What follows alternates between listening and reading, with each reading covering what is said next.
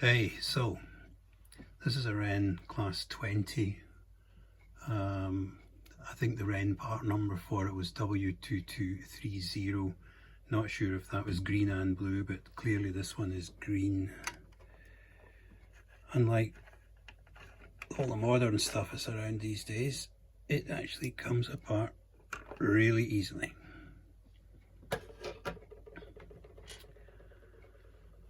Very simple operation. Power bogie, trailing bogie. Each bogie has got wheels isolated on one side, and the bogies obviously have the isolations on opposing sides.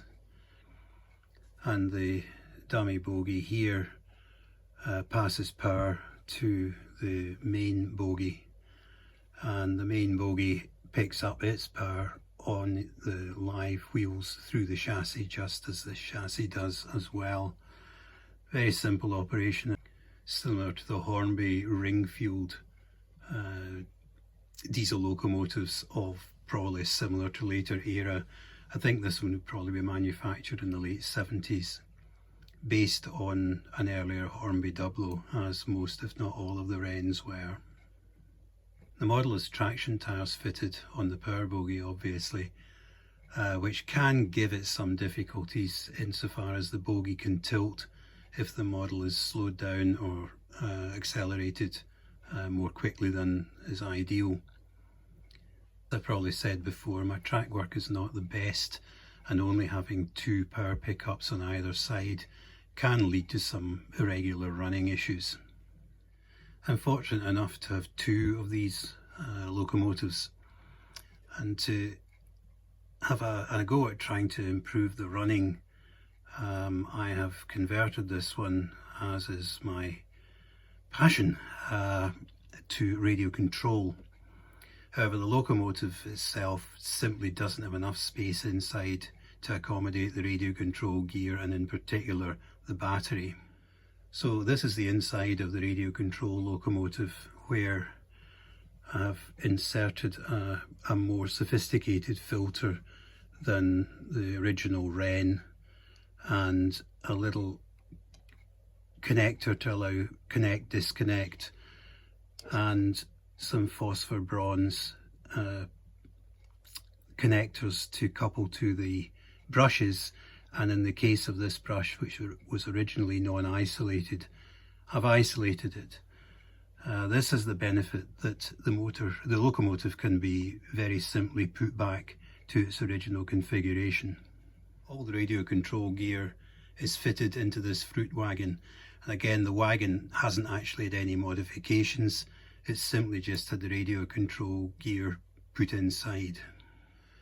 So this is all the radio control gear in here, along with an Arduino processor and a pair of MP3 players that read from SD cards. So in addition to the motor being radio controlled, I can also create sounds from the radio control remote. You can see the wires here simply pass through the hole that used to secure couplings in the older style couplings. These are now, I think, type 3 triangle couplings. As can be seen, a single screw is all that's required to remove the cover from the wagon. So consequently, I didn't bother putting in a charging socket, as removing that one screw allows the battery to be removed, charged outside the wagon, and then put back in again. So this is the radio control that I use for all my locomotives. I'm not ambitious enough to try and control more than one at the same time, so it's a relatively simple setup. So the startup procedure is you put the transmitter on, and a magnet triggers the electronics to come on. It sounds to me and I sound back to it. The reason for that is it handshakes, and in the event for whatever reason the receiver and transmitter don't connect, then the unit will switch itself off. And here's the slightly scary bit.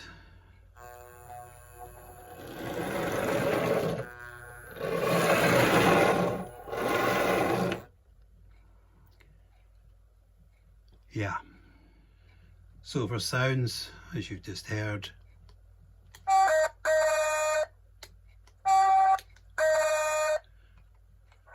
guard whistle,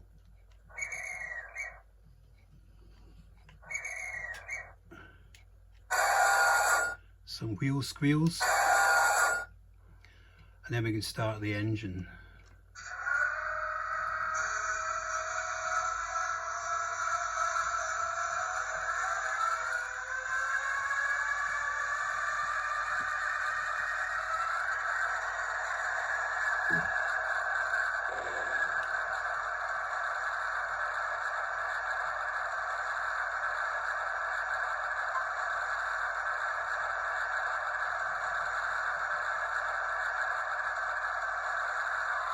And stop the engine.